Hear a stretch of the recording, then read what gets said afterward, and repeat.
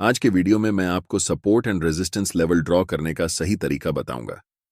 Support and resistance technical analysis में use किए जाने वाला एक कमाल का टेक्निक है, but still most of the beginner traders इसे गलत तरीके से यूज करते हैं, जिसके वजह से उन्हें भारी नुकसान का सामना करना पड़ता है। तो बिना टाइम वेस्ट के वीडियो को शुरू करते हैं। As a trader, support and resistance हमारे लिए बहुत इंपॉर्टेंट होता है, क्योंकि जब प्राइस इन लेवल्स को अप्रोच करता है तब हमें यहां high win rate trade opportunity मिलती है। लाइक दिस एग्जांपल, यहां हमारे पास चार्ट में एक एरिया ऑफ रेजिस्टेंस है, क्योंकि प्राइस ऊपर जाता है और इस लेवल को हिट करके नीचे आ जाता है। सो अगर प्राइस वापस इस लेवल को अप्रोच करता है तो यहां एक हाई पॉसिबिलिटी होती है कि प्राइस वापस नीचे आ जाए। सो ये हमारे लिए एक पॉसिबल ट्रेड अपॉर्चुनिटी हो सकती है।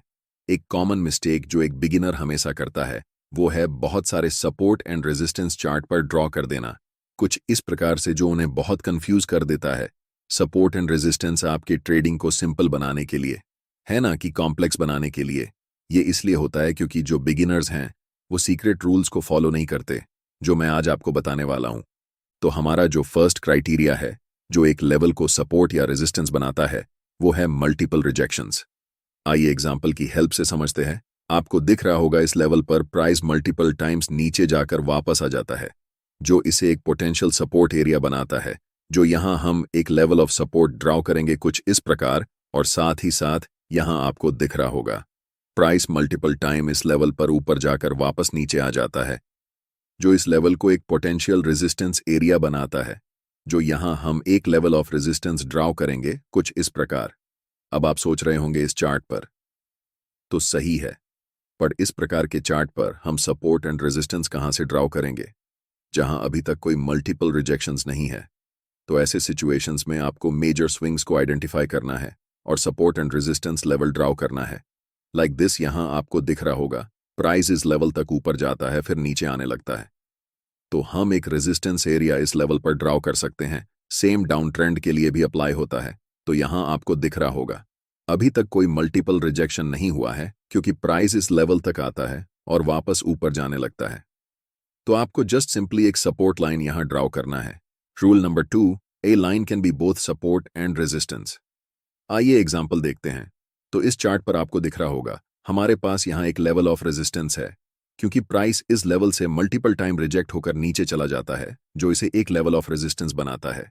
नाउ यहां आपको दिख रहा होगा प्राइस अपने रेजिस्टेंस लेवल को ब्रेक करता है और वापस इस लेवल पर आता है, और अब मल्टीपल टाइम रिजेक्ट होकर ऊपर चला जाता है। इसका मतलब जो ये लाइन है वो ब्रेकआउट के पहले रेजिस्टेंस का काम कर रहा था, वही लाइन अब ब्रेकआउट के बाद सपोर्ट का काम कर रही है। सो हमारा थर्ड और मोस्ट इंपॉर्टेंट क्राइटेरिया है वो है the level must be close to the current price.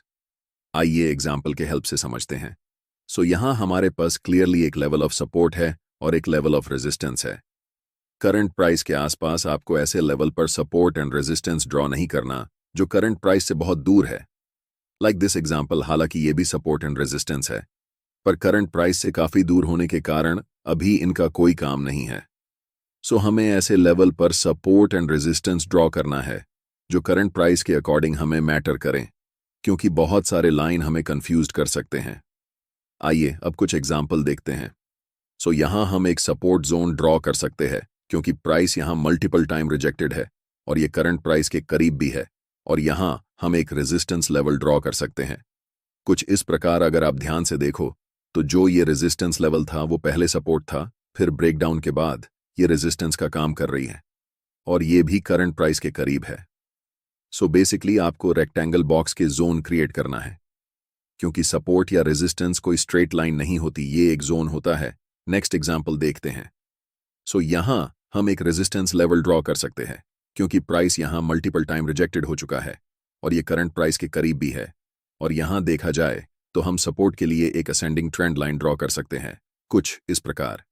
एक और चार्ट देखते हैं। तो इस लेवल पर हम एक रेजिस्टेंस लेवल ड्रॉ कर सकते हैं, चूंकि जब प्राइस डाउनवर्ड मूव कर रहा था तब प्राइस इस लेवल पर सपोर्ट लेकर एक छोटा पुल बैक लेता है, और फिर जब प्राइस इस लेवल को ब्रेक करता है तो प्राइस मल्टीपल टाइम इस लेवल पर रिजेक्ट हो जाती है।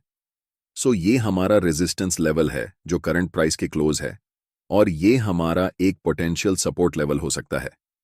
सो बेसिकली इस प्रकार से आप level of support and level of resistance draw कर सकते हो। अगर आपको ट्रेंड लाइन ड्रॉ करना नहीं आता तो आप इस सेपरेट वीडियो पर क्लिक करके देख सकते हैं।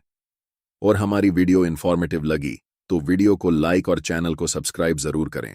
मिलते हैं नेक्स्ट वीडियो में। तब तक के लिए best of luck, keep learning.